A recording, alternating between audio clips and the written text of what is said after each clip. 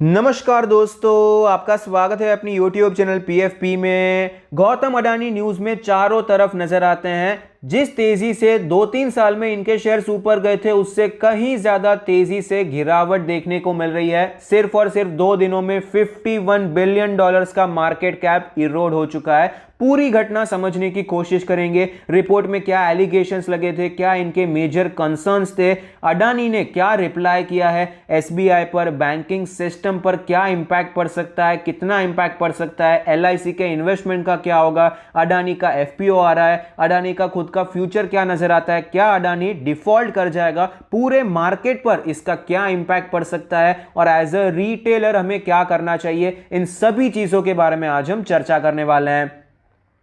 Hindenburg research नाम की एक कंपनी है जो कि न्यूयॉर्क बेस्ड कंपनी है। 2017 में शुरू हुई थी। सिर्फ और सिर्फ शॉर्ट सेलिंग पे फोकस करती है। शॉर्ट सेलिंग का मतलब है पहले शेयर्स को बेच देना, बॉन्ड्स को बेच देना और जब उनके भाव में गिरावट हो जाए तब उनको खरीद लेना और प्रॉफिट कमाना। तो पिछले 4-5 सालों में 15 से 16 कंपनीज को इन्होंने टारगेट किया है, रिपोर्ट पब्लिश किया है, उनको शॉर्ट किया है और तगड़ा पैसा भी बनाया है। तो इस बार अडानी पर इन्होंने रिपोर्ट पब्लिश किया है।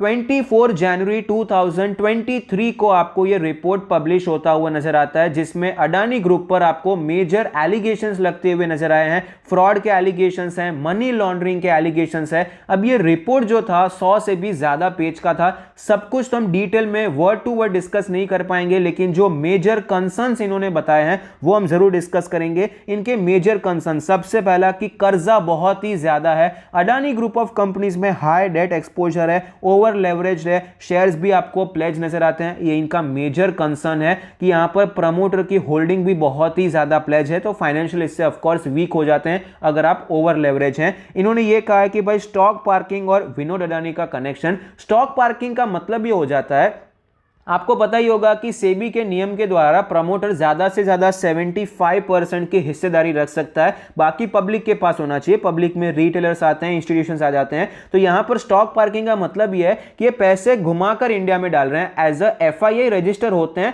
और पैसा, अपना ही पैसा एज अ FII डाल देते हैं। तो ये स्टॉक पार्किंग और विनोद अडानी जो कि गौतम अडानी के बड़े भाई है, दुबई बेस्ड है, ये सारा काम संभालते हैं। तो ये आपको बड़ा एलिगेशन लगता हुआ नजर आता है। केतन पारेख का रिलेशन 1999 में 2000 के टाइम पे जो शेयर्स आपको चढ़ते हुए नजर आए थे उसका रिलेशन बताया गया। अभी भी यहां पर रिलेशन बना हुआ है, ये सब बताया गया है। ऐसा एलिगेशन यहां पर लगा है। रिलेटेड पार्टी ट्रांजैक्शन, इसका मतलब ये होता है जब भी दो कंपनीज में कोई ट्रांजैक्शन हो रहा है, अगर वो दो कंपनीज इस ट्रांजैक्शन से पहले एक दूसरे को किसी ना किसी हिसाब से जानती है, कुछ ना कुछ उनका संबंध है, जैसे कि सब्सिडरी हो सकती है एक दूसरे की, या फिर ऐसा कोई ट्रांजैक्शन पहले उनमें हुआ होगा, इस प्रकार से अगर बाद में कोई ट्रांजैक्शन होता है तो उसे रिलेटेड पार्टी ट्रांजैक्शन कहा जाता है। तो इस पर बहुत से रिलेटेड पार्टी ट्रांजैक्शन हुआ है, ऐसे एलिगेशंस लगे हैं कि यहां पर कुछ ज्यादा ही नंबर ऑफ ट्रांजैक्शन होते हुए नजर आते हैं, उसमें भी आपको मनी लॉन्ड्रिंग होती हुई नजर आती है।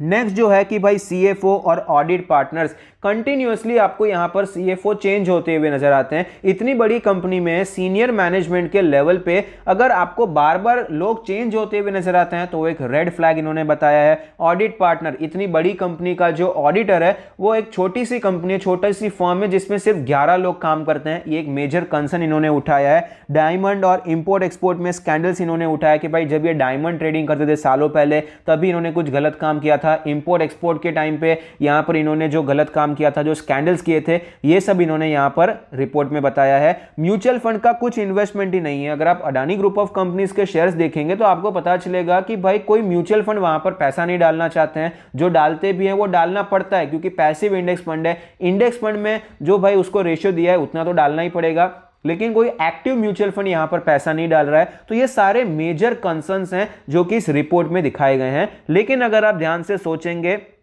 तो आपको पता चलेगा ये कोई नई बात नहीं है। हाई डेट है भाई, कंपनी पर कर्जा बहुत ही ज्यादा है। क्या ये हमें पता नहीं था? ऑफ कोर्स पता था, ये जानी मानी बात है। शेयर्स प्लेज है, ये क्या पता नहीं है? ये भी पता है, कंपनी ने ऑलरेडी डिस्क्लोज किया हुआ है हर जगह पे, ये पता है, ये इंफॉर्मेशन अवेलेबल है कि शेयर्स आपको प्लेज नजर आते हैं। स्टॉक पार्किंग और विनोद अडानी, तो यहां पर स्टॉक पार्किंग जो हो रही है मतलब पैसा घुमाकर डाला जा रहा है, ये भी देखिए नई बात नहीं है। 1-1.5 साल पहले सुचेता दलाल ने ट्वीट किया था, तभी इन्होंने यही बताया था और सेबी इसके ऊपर इन्वेस्टिगेशन एलिगेशन कर रही है। तो यहां पर भी कोई न्यू इंफॉर्मेशन इस रिसर्च में अभी तक तो देखने को नहीं मिली है। केतन पारेख का रिलेशन उसी ट्वीट में, सुचेता दलाल के उसी ट्वीट में उन्होंने बताया था कि भाई वो लंदन में बैठा है, तो लंदन में बैठा हुआ केतन पारेख की बात हो रही थी। तो रिलेशन की बात जो हो रही है 2000 में जो हो रही थी, 1999 में, 2000 में, वो तो ऑलरेडी तभी का तभी हुआ था। और अभी भी जो बात हो रही है वो भी 1-1.5 साल पहले उन्होंने एलिगेशन लगाया और सेबी उसके ऊपर इन्वेस्टिगेशन कर रही है।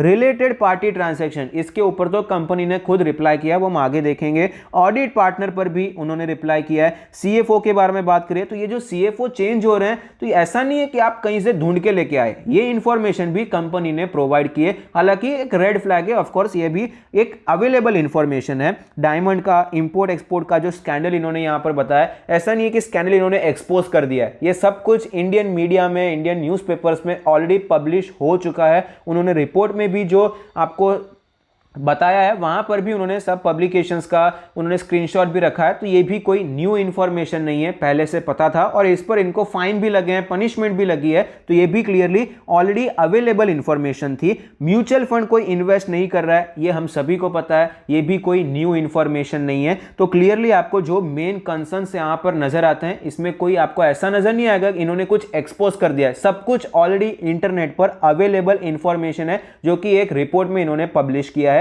अब यहां पर मजे की बात यह है कि रिपोर्ट पब्लिश करने से पहले इन्होंने अडानी ग्रुप में एक शॉर्ट पोजीशन बनाकर रखी है यूएस ट्रेडेड बॉन्ड्स में, और जो non Indian traded derivative instruments हैं उनके द्वारा अडानी ग्रुप पर ये ऑलरेडी शॉर्ट हैं। पहले ये शॉर्ट हुए, उसके बाद इन्होंने रिपोर्ट पब्लिश किया जिससे मार्केट में सेंटीमेंट एकदम से खराब हो गया, शेयर्स नीचे हो गए। इनका यहां पर डायरेक्ट मोटिव आपको नजर आता है, पहले शॉर्ट करेंगे, फिर रिपोर्ट पब्लिश करेंगे, फिर यहां पर हम प्रॉफिट तगड़ा कमाने वाले हैं। और यहां पर देखिए हिंडनबर्ग जो ये रिसर्च कंपनी है वो भी ऑलरेडी इसके लिए क्रिमिनल प्रोब के अंडर नजर आती है। यूएस गवर्नमेंट का जो डिपार्टमेंट ऑफ जस्टिस है उसके क्रिमिनल प्रोब के अंडर है for short selling and collision with hedge funds. तो क्लियरली यहां पर इनके हिडन मोटिव आपको नजर आते हैं। मार्क कोर्स जो कि एक शॉर्ट सेलर है, उन्होंने एलिगेशन लगाया है हिंडनबर्ग पर कि यहां पर ये इंफॉर्मेशन लार्ज फंड से सोर्स करते हैं जो कि इनके शॉर्ट ट्रेड्स पर इनको फायदा करते हैं। तो यहां पर देखिए ये सारे एलिगेशन जो लगाए गए हैं, जिस कंपनी के द्वारा लगाए गए हैं, उनका प्रॉपर हिडन मोटिव आपको नजर आता है कि भाई हम रिपोर्ट लाएंगे, एकदम से आपको सेंटीमेंट खराब होता हुआ नजर आएगा। हम शॉर्ट पोजीशन ऑलरेडी बनाकर रखे हैं, तो एक सेंटीमेंट थोड़ा और खराब होगा तो हम एग्रेसिवली शॉर्ट करेंगे, तो स्टॉक में आपको अच्छी खासी गिरावट देखने को मिलेगी और तगड़ा प्रॉफिट देखने को मिलेगा। और जैसा कि मैंने कहा रिपोर्ट में कुछ भी नया देखने को नहीं मिला है, सारी इंफॉर्मेशन ऑलरेडी अवेलेबल इंफॉर्मेशन नजर आती है। तो इस एलिगेशन के बाद कंपनी ने क्या किया, अडानी ने एक मीडिया स्टेटमेंट दिया 25 जनवरी 2023 को। उन्होंने बताया कि भाई हिंडनबर्ग रिसर्च ने हमको बिल्कुल भी कांटेक्ट नहीं किया है, डायरेक्टली ये रिपोर्ट पब्लिश किया है। एक्चुअली यहां पर कंपनीज को कांटेक्ट करना चाहिए, भाई फैक्चुअली करेक्ट है नहीं है, एक बार क्रॉस चेक करना चाहिए, लेकिन आपको रिपोर्ट डायरेक्टली पब्लिश होती हुई नजर आती है। तो यहां पर अडानी ग्रुप ने तो भाई बेसलेस बता दिया है कि इसमें कोई सच्चाई नहीं है, सब कुछ झूठ है, यहां पर ये मैलिशियस रिपोर्ट आपको नजर आता है। उन्होंने ये भी बताया कि इनकी जो टाइमिंग है वो भी बहुत ही ज्यादा डाउटफुल नजर आती है, क्योंकि एफपीओ आने वाला था, उसके जस्ट पहले आपने कैसे यहां पर ये रिसर्च रिपोर्ट पब्लिश कर दिया। अब रिसर्च रिपोर्ट में लिखा हुआ है कि वो 2 साल से रिसर्च कर रहे थे, लेकिन रिपोर्ट पब्लिश कभी हुआ, एफपीओ से जस्ट पहले आपको ये पब्लिश होता हुआ नजर आया। तो क्लियरली यहां पर आपको मोटिव्स जो नजर आते हैं वो अच्छे यहां पर नजर नहीं आते हैं। तो इसके बाद अडानी ग्रुप ने लीगल एक्शन प्लान किया है कि इंडिया के कोर्ट में या फिर यूएस के कोर्ट में हिंडनबर्ग रिसर्च के विरुद्ध हम यहां पर लीगल एक्शन जरूर प्लान करेंगे। अभी तक लीगल एक्शन लिया नहीं है, लेकिन प्लान किया जा रहा है। हिंडनबर्ग रिसर्च ने रिप्लाई में यह कहा है कि अडानी ग्रुप अगर कोई भी लीगल यहां पर एक्शन लेता है तो हमें कोई प्रॉब्लम नहीं है, हम यहां पर इस थ्रेड से कोई डरते नहीं है, हमने जो रिपोर्ट बनाया है उस पर हम फुल्ली स्टैंड करते हैं। और इन्होंने रिपोर्ट में 88 या 89 क्वेश्चंस पूछे हैं जिनके डायरेक्ट आंसर्स गौतम अडानी से मांगे हैं। और ये जब रिप्लाई इन्होंने बताया कि भाई हमें कोई प्रॉब्लम नहीं है, आप लीगल एक्शन लीजिए, लेकिन आपने लीगल एक्शन का सिर्फ थ्रेड दिया है, हमने जो क्वेश्चन पूछे हैं उसमें से एक का भी जवाब आपने नहीं दिया है। इसके बाद अडानी ने एक फिर से प्रेजेंटेशन दिया जिसमें कुछ सवालों का जवाब दिया है, अब वो एक बार देख लेते हैं।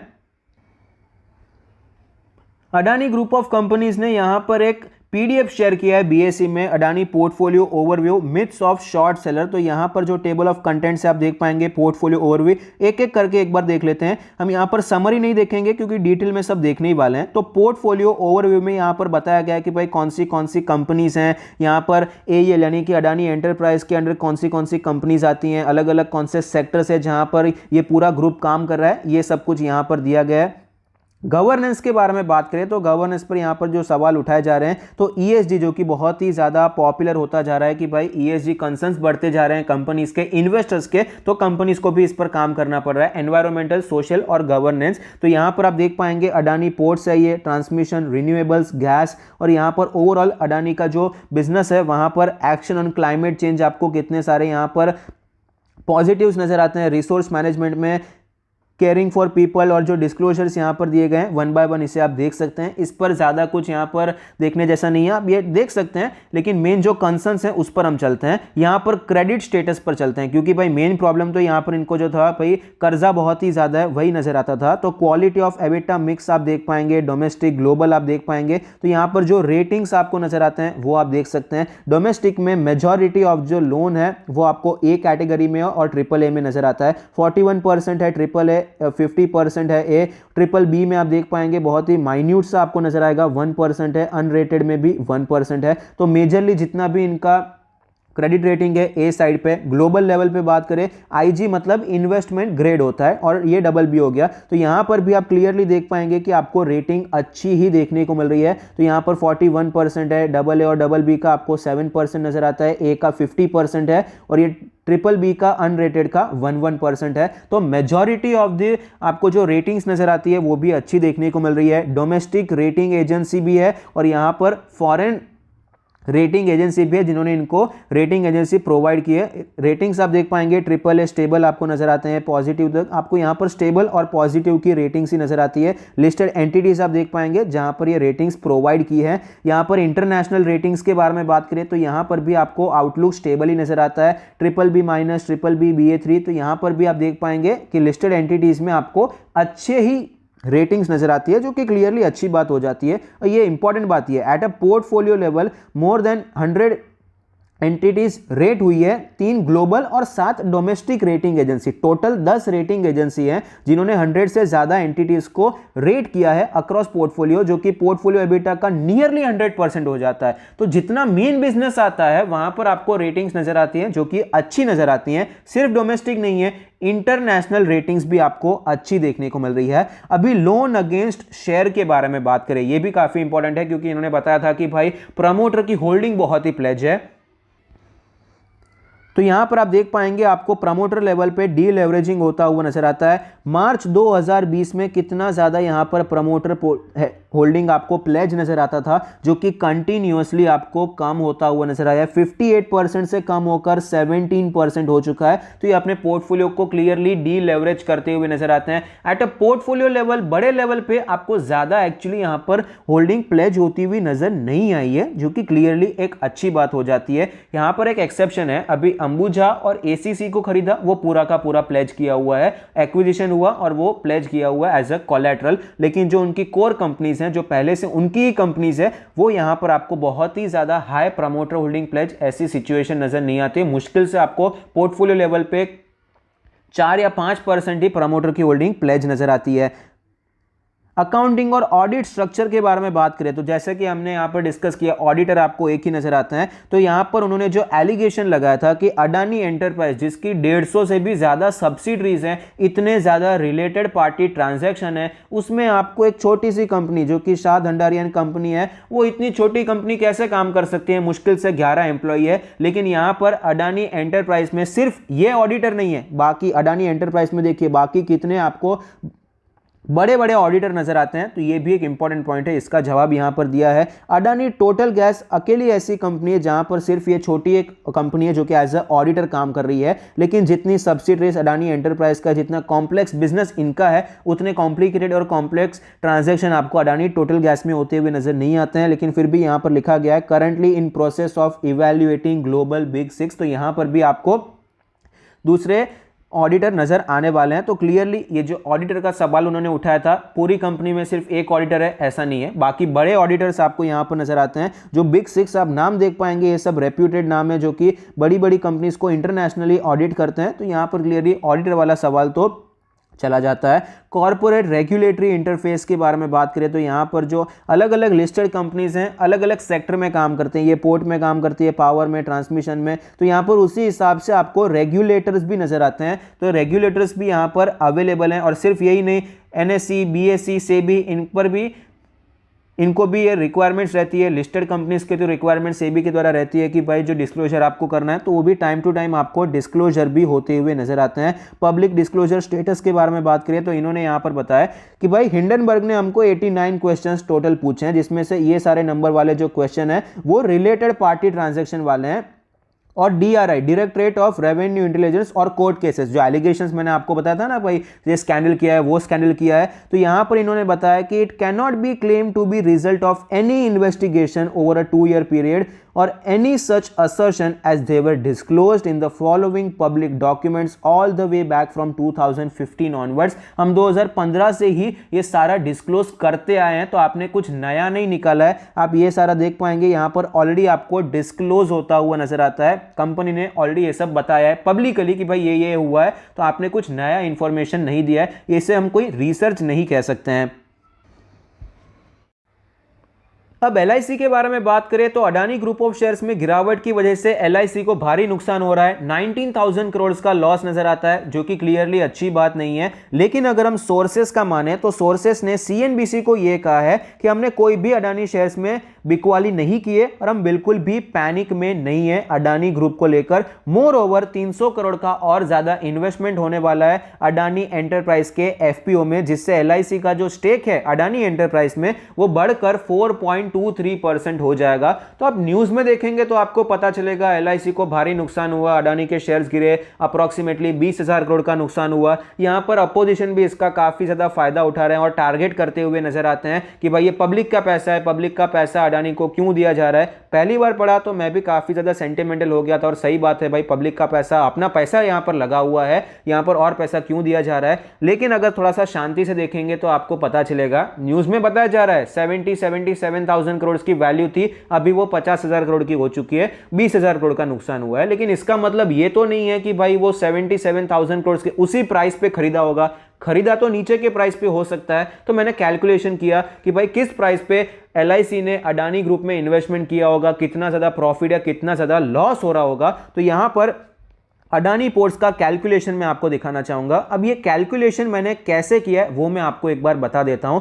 आपको पता ही होगा कि हर 3 महीने में, मतलब हर एक क्वार्टर में, हर एक कंपनी जो लिस्टेड है वो अपना शेयर होल्डिंग पैटर्न बताती है कि भाई इन्वेस्टमेंट में क्या चेंज हुआ, प्रमोटर ने अपनी होल्डिंग कम की, बढ़ाई, किसी और इन्वेस्टर ने अपनी होल्डिंग कम की है या फिर बढ़ाई है। और जो भी इन्वेस्टर जिसके पास 1% से ज्यादा हिस्सेदारी होती है उसका नाम वहां पर आ जाता है BSE की वेबसाइट में। तो यहां पर मैंने चेक किया, यहां पर भाई देखते हैं कि कितना इन्वेस्टमेंट कभी हुआ है। अगर पूरा का पूरा स्टेक रिसेंटली लिया होगा तो लॉस हो रहा होगा, लेकिन अगर स्टेक पहले लिया होगा तो ऑफकोर्स प्रॉफिट हो रहा होगा। तो यहां पर मैंने कैलकुलेशन किया। अब यहां पर आपको सारे क्वार्टर्स नहीं नजर आएंगे, जैसे कि दिसंबर 21 के बाद मैंने सीधा जून 22 लिया। इसका मतलब यह है कि भाई जो मार्च 22 वाला क्वार्टर था उसमें क्वांटिटी सेम थी, कुछ ट्रांजैक्शन दिखाई नहीं दे रहा था। जितनी शेयर्स की क्वांटिटी वो होल्ड कर रहे थे दिसंबर 2021 में, उतनी वो मार्च में होल्ड कर रहे थे, इसलिए मैंने यहां पर वो ट्रांजैक्शन नहीं दिखाया है। अब यहां पर ये प्राइस मैंने कैसे निकाली है, ये प्राइस मैंने अभी एग्जैक्ट प्राइस तो हमें पता नहीं होती है। एक क्वार्टर में 3 महीने रहते हैं, 3 महीने का हाईएस्ट प्राइस मैंने लिया, लोवेस्ट प्राइस लिया,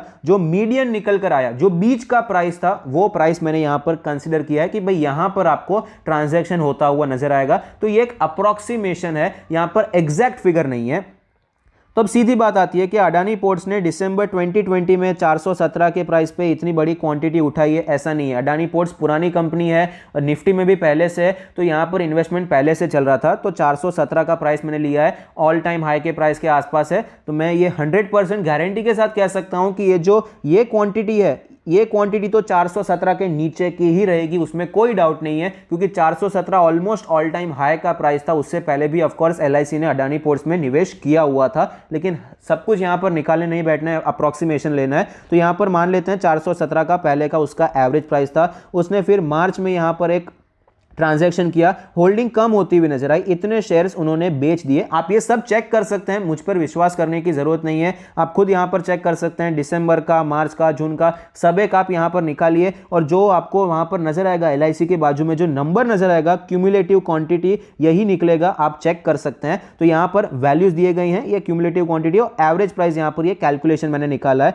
तो इस हिसाब से सारे ट्रांजैक्शंस के बाद यहां पर ये सारे ट्रांजैक्शन, पहले तो इन्होंने 2 क्वार्टर माल बेचा, सितंबर में थोड़ा खरीदा, दिसंबर में बेचा, जून में और दिसंबर में अडानी पोर्ट्स में बेचा है। तो इनका जो एवरेज प्राइस बच जाता है, इनकी क्वांटिटी अभी फिलहाल इतनी चल रही है दिसंबर के हिसाब से, और एवरेज प्राइस हो जाता है 364 का। तो इन्होंने इन्वेस्टमेंट किया है 7200 करोड़ का, क्यूमुलेटिव अमाउंट आप देख पाएंगे ऑलमोस्ट 7200 करोड़ है। Current value, current market price के हिसाब से 598 के हिसाब से 11808 करोड़ चल रही है, 64% का प्रॉफिट चल रहा है।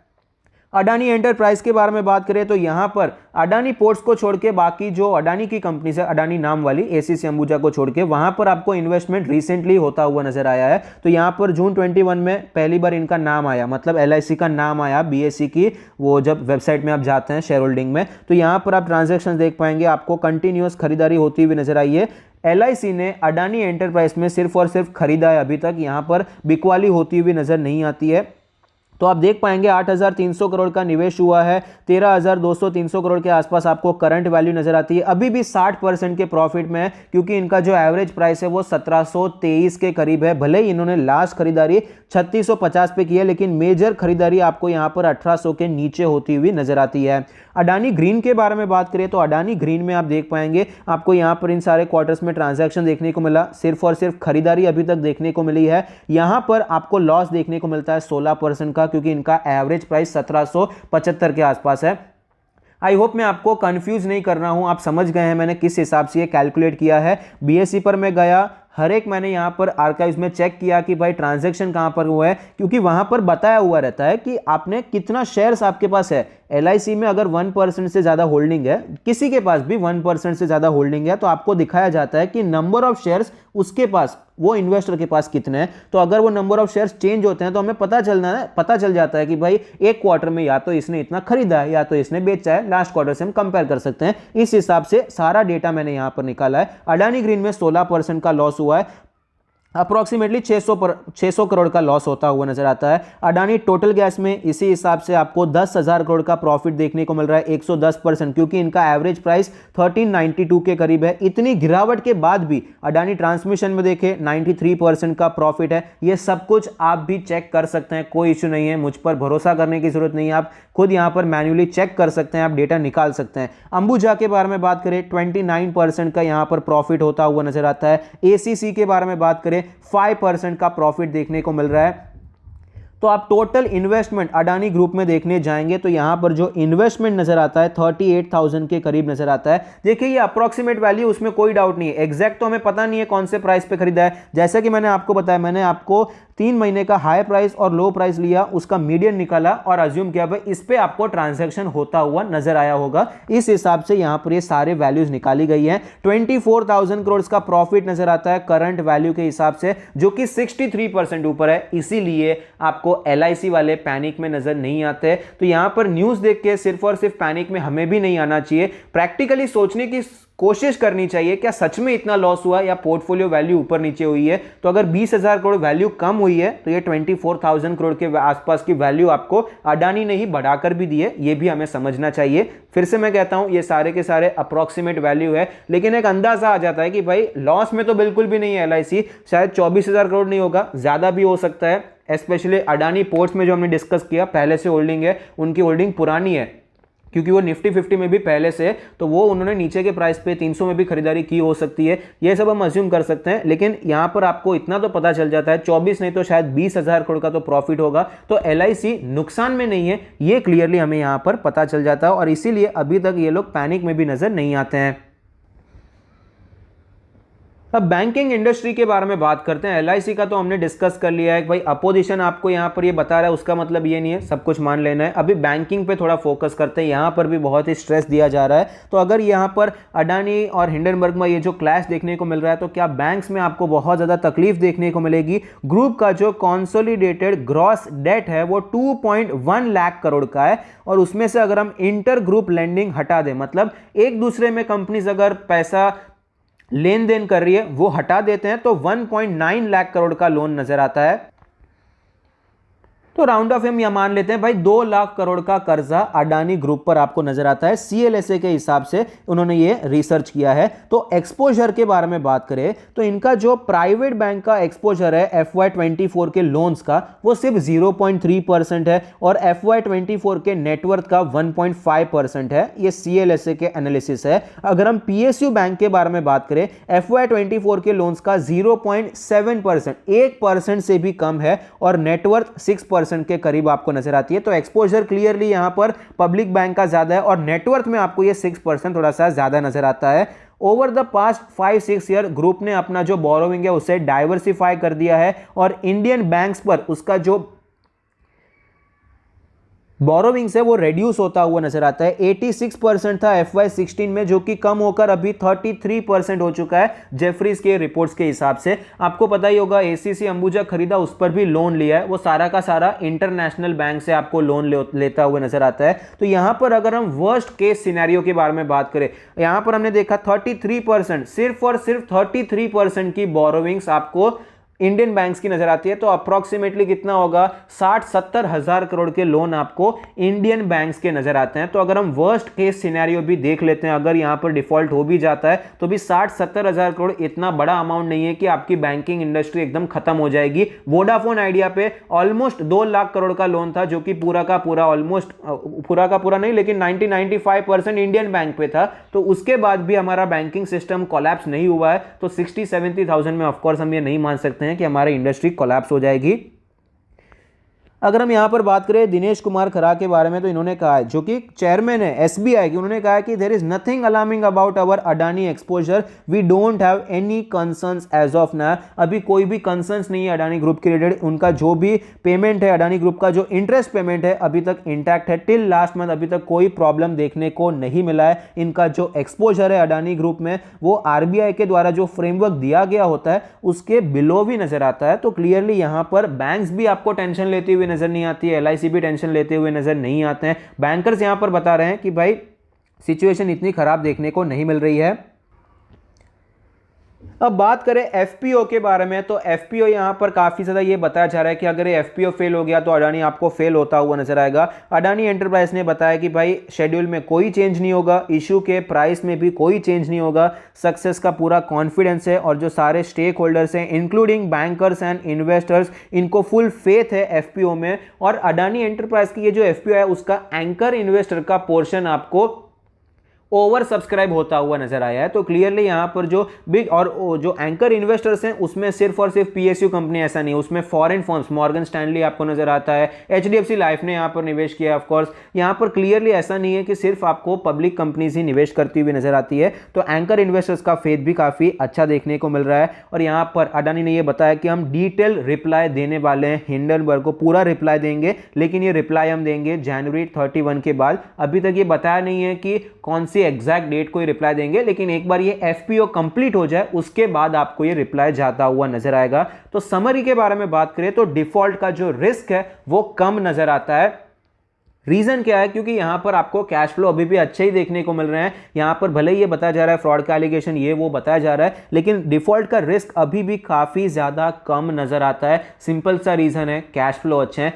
रिपोर्ट में यह भी बताया था कि कैश फ्लो बहुत ही खराब है, फ्री कैश फ्लो नहीं है। लेकिन फ्री कैश फ्लो क्यों नहीं है, क्योंकि इन्वेस्टिंग आपको हेवी होती हुई नजर आती है। ऑपरेटिंग कैश फ्लो आपको काफी अच्छा देखने को मिल रहा है, अडानी पोर्ट्स में, अडानी पावर में अच्छा देखने को मिल रहा है। अडानी एंटरप्राइज अभी बहुत सारे नए नए इन्वेस्टमेंट कर रहा है, इसलिए वहां पर फ्री कैश फ्लो नहीं है। लेकिन यहां पर ओवरऑल सिचुएशन ग्रुप लेवल पे कैश फ्लो अभी भी अच्छे ही देखने को मिल रहे हैं। और यहां पर इनका जो लोन्स हैं, जो कर्जा बताया जा रहा है, जिस पर बहुत ही स्ट्रेस किया जा रहा है, वो सारे के सारे लॉन्ग टर्म लोन्स हैं, रीफाइनेंस करने की भी जरूरत नहीं है। इंटरेस्ट पेमेंट अभी तक टाइम पर देखने को मिला है। और वर्स्ट केस सिनेरियो मान लेते हैं कि अडानी ग्रुप पूरा का पूरा डिफॉल्ट कर देता है, हम पेमेंट नहीं करेंगे, फिर भी यहाँ पर आपको ज़्यादा टेंशन लेने की ज़रूरत नहीं है, हमारा सिस्टम इसे डाइजेस्ट कर सकता है। जैसा कि हमने देखा वोडाफोन आइडिया जो कि 1,80,000 करोड़ का लोन जिसमें से 90-95% इंडियन बैंक पे था, उसको हैंडल कर लिया हमारे सिस्टम ने। तो अडानी ग्रुप का 60-70,000 के करीब है और सब कुछ कोलैटरल दिया गया है। एक कोई आर्टिकल आया था जिसमें बताया गया था अडानी पावर पे 35,000 करोड़ का लोन है, लेकिन ये भी देखना चाहिए कि उसकी 1 लाख करोड़ की आउटपुट वैल्यू है।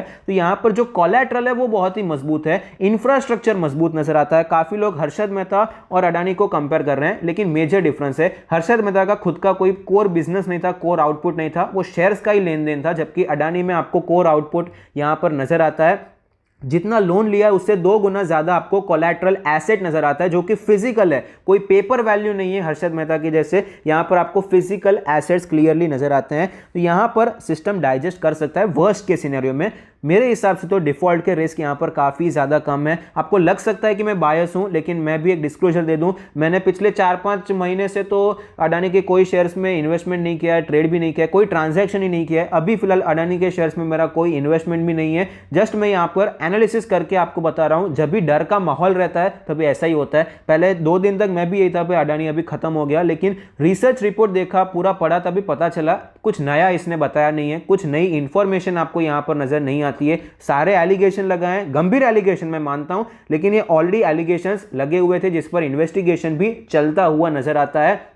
तो इसमें कोई डाउट नहीं है कि यहां पर इनका जो एक वेस्टेड इंटरेस्ट नजर आता है और यहां पर एक कॉर्पोरेट इंडिया की जो इमेज है वो खराब करने की कोशिश हो रही है। कई लोग कहेंगे भाई मैं एक पार्टी का एक फोकस कर रहा हूं या फिर एक ज्यादा ही कुछ नेशनलिस्ट हो रहा हूं, ऐसा नहीं है। लेकिन आप देखिए, जब भी यहां पर अभी तक इंडिया एज अ कंट्री एक गुलाम वाली कंट्री थी, फॉरेन कंपनीज यहां पर फोकस करती थी, फॉरेन कंपनीज यहां पर धंधा करती थी, लेकिन अभी आत्मनिर्भर भारत चल रहा है जहां पर इंडियन कंपनीज को बढ़ावा दिया जा रहा है। ऐसी सिचुएशन में अगर कोई कंपनी पर इतना बड़ा एलिगेशन लगता है, उसे प्रॉब्लम होती है, तो क्लियरली कॉर्पोरेट इमेज खराब हो जाती है, जिससे आगे भी तकलीफ हो सकती है। तो फॉरेन कंपनीज का यही फोकस है। और अगर हम पॉलिटिकल एंगल से भी देखें तो आपको पता है 2024 में इलेक्शंस आने वाले हैं, तो इलेक्शन से पहले भी आपको ये टारगेट होता हुआ नजर आता है। जस्ट अभी कुछ दिन पहले बीबीसी की एक डॉक्यूमेंट्री भी आई थी, उसने भी यहाँ पर टारगेट किया था प्राइम मिनिस्टर को। तो यहाँ पर ये भी आपको टारगेट किया जाता हुआ नजर आता है। ये पॉलिटिकल एंगल, ये भी एक थियरी आपको मार्केट में ऑफकोर्स सुनने को मिलेगी, जो कि क्लियरली मेरे हिसाब से तो गलत नहीं है। इनका क्लियरली एक वेस्टेड इंटरेस्ट है। फॉरेन कंपनीज को तकलीफ तो हो रही है इंडिया की ग्रोथ से, ये तो आप भी मानते ही होंगे, क्योंकि हमने कोरोना में भी वैक्सीन भी खुद बनाई थी, फाइजर को आने नहीं दिया था। तो ये सब भी ऑफ कोर्स एक बड़े लेवल पे आपको काम होता हुआ नजर आता है।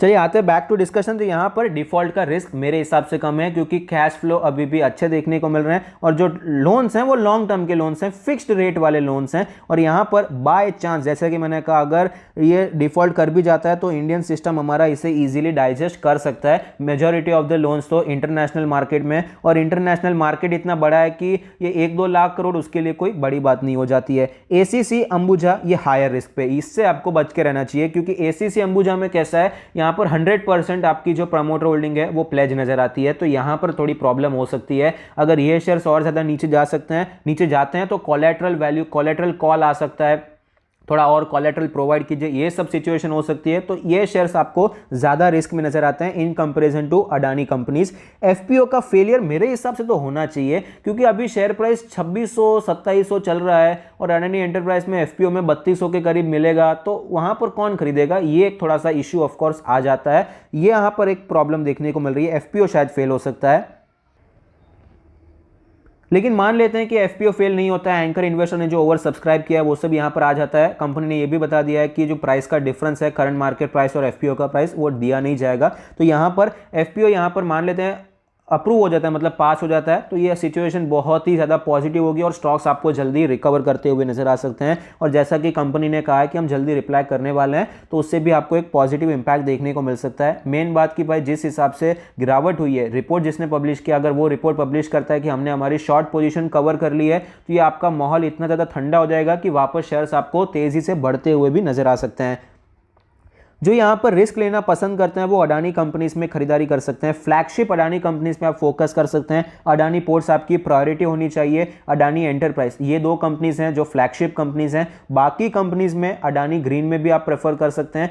ओवरऑल देखने जाए तो यहाँ पर अडानी पावर प्रॉफिटेबल ज़्यादा नजर आता है, इन सब पर आप नज़र बनाकर रखिए, लेकिन मेन आपका फोकस अडानी पोर्ट्स और अडानी एंटरप्राइज में होना चाहिए। मेन बिजनेस इनके अंडर ही आता हुआ नजर आता है। Opportunity to invest in banking shares, अभी यहाँ पर आपको गिरावट देखने को मिल रही है बैंकिंग सेक्टर में, तो आप वहाँ पर निवेश कर सकते हैं।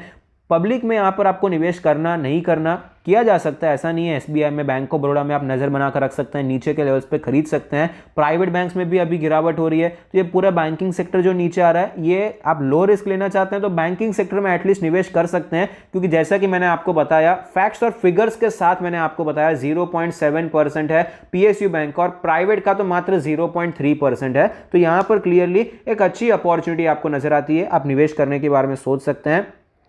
भले ये वीडियो आपको थोड़ा सा बायस नज़र आ रहा होगा कि मैं सब कुछ अच्छा बताने की कोशिश कर रहा हूँ, लेकिन ऐसा नहीं है। मैंने ये बताया कि भाई इनका जो स्कैंडल का डायमंड ट्रेडिंग के टाइम पे, इंपोर्ट एक्सपोर्ट के टाइम पे जो भी एलिगेशंस इन पर लगे हैं, उनका सारा फाइन उन्होंने चुकाया है, वो कोर्ट में हारे भी, फाइन भी चुकाया, पनिशमेंट भी लगी है। तो ये क्लियरली ऐसा नहीं है कि ये भी दूध के नहाए हुए हैं, उन्होंने गलत काम किया तो उसका पनिशमेंट भी उनको मिला है। और साथ ही साथ अभी जो पैसा घुमा के इनका बात आ रही है स्टॉक पार्किंग की, तो उस पर भी सेबी का इन्वेस्टिगेशन चलता हुआ नजर आता है। लेकिन यहां पर समझने वाली बात बस इतनी आ जाती है कि ये सारी इंफॉर्मेशन ऐसा नहीं है कि अवेलेबल नहीं थी, सारी इंफॉर्मेशन अवेलेबल थी। एक पैनिक क्रिएट होता हुआ नजर आता है, जिस हिसाब से पहले धीरूभाई अंबानी पर भी बियर कार्टेल ने अटैक किया था, कुछ ऐसी सिमिलर स्टोरी यहां पर भी मुझे पर्सनली तो नजर आती है। आपका क्या व्यू है, आप मुझे कमेंट बॉक्स में बता सकते हैं। आई होप आपको ये वीडियो पसंद आता है, कुछ सीखने को मिलता है। Thank you, stay happy, happy investing.